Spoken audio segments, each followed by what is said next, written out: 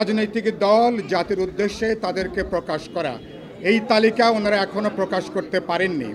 আমরা বলেছি আপনাদের উচিত হবে সম্ভব হলে আগামীকাল বা আগামী পরশুদিন যে সমস্ত প্রশ্নে সকল রাজনৈতিক দল আমরা একমত হয়েছি, মতৈক্য তৈরি হয়েছে, তার একটা তালিকা আপনারা প্রকাশ করবেন। আগামীকালকে আপনারা জানেন যে 11টার সময় আবার তারা এইখানে এই হলে রাজনৈতিক দলগুলোর সাথে ঐক্যমত কমিশন একটা মিটিং তারা আহ্বান করেছেন। আমরা বলেছি যেভাবে আপনারা এই মিটিংটা আহ্বান করেছেন, বিতর্কিত বিষয়গুলো নিয়ে আশঙ্কা আছে এটা রাজনৈতিক দলগুলোর মধ্যে একটা তীব্র বাদানুবাদ, একটা বিতর্ক সভায় পর্যবসিত হতে পারে।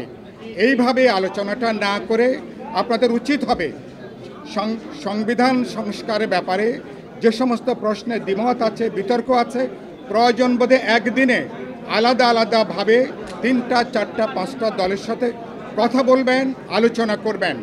আমরা বলেছি এই আগামী জুন মাসের মধ্যে আলাপ আলোচনা করে আমরা জাতীয় সনদ, এটাকে জুলাই সনদ হিসাবে আখ্যায়িত করতে পারি, জাতীয় সমঝোতা, জাতীয় সনদও এটাকে বলতে পারি, এবং এটা অবশ্যই আমরা দেখতে চাই এটা এই জুন মাসের মধ্যে কাজটা আপনারা সম্পন্ন করবেন। 2 নম্বর যে কথাটা আমরা সরকারকে পরিষ্কার করে বলেছি, আমরা অন্তর্বর্তী সরকারের প্রধান, আমরা বলেছি আপনার উপরে রাজনৈতিক দলগুলো আস্থা রাখতে চাই। আমরা বলেছি আমরা যুদ্ধের মাঝখানে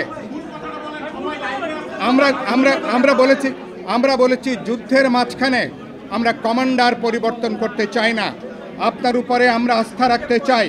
কিন্তু যে সমস্ত প্রশ্নে অন্তর্বর্তী সরকার তার অনেক কম্পোজিশনের জন্য ইতিমধ্যে অনেকগুলো ব্যাপারে তারা বিতর্কিত হয়েছেন, সরকারের উচিত হবে বিতর্কের জায়গা থেকে তারা সরে আসবেন।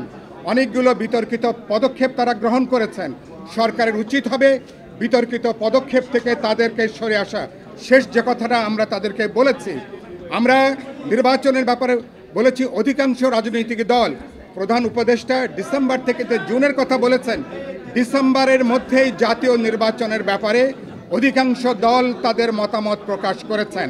সরকারের উচিত হবে এটাকে বিবেচনার মধ্যে নেওয়া, আর রাজনৈতিক দলগুলোকে প্রতিপক্ষ না বানিয়ে বিরোধী দলের শিবিরে না ঠেলে দিয়ে তাদেরকে আলাপ আলোচনা করে বোঝাপড়া করে নির্বাচন এমনকি 31শে ডিসেম্বরের আগেও হতে পারে।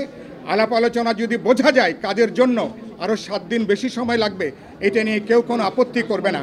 শেষ যে কথাটা বলেছি, সরকার, নির্বাচন কমিশন, সকল বাহিনী, জনগণের সকল অংশ যদি সম্মিলিত উদ্যোগ থাকে তাহলে অবিলম্বে আমরা শেষ করতে পারবো। সবাইকে ধন্যবাদ এবং অভিনন্দন।